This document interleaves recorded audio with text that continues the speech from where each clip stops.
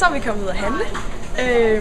Vi skal købe ind efter sæson i dag, og det er blevet efterår, så vi har masser at tage af rodfrugter, som vi ser her, og kål, og der er bunet op med lækre danske ting med masser af smag, og det er nu, at de ikke koster særlig meget, og det er nu, vi skal bruge dem i køkkenet.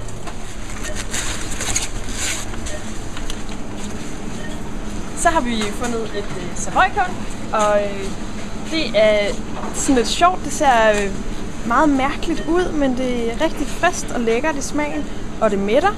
Og det kan vi bruge på mange mærkelige måder. Vi kan bruge det til at pakke kød ind i, eller vi kan svitse det, lynstege det, koge det i en suppe, eller bruge det i en salat sammen med lidt eddike og salt og peber og sådan nogle ting, og lidt gode krydderier og måske noget bacon på toppen. Knoldselleri, det skal vi også have. Det ser ikke særlig inspirerende ud, men det kan man faktisk lave rigtig mange lækre ting med. Det smager rigtig godt sammen med gode vinterkrydderurter, som f.eks. timian og estragon og salvie og rosmarin og sådan noget ting.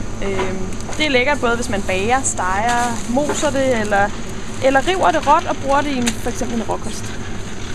Det skal vi også have.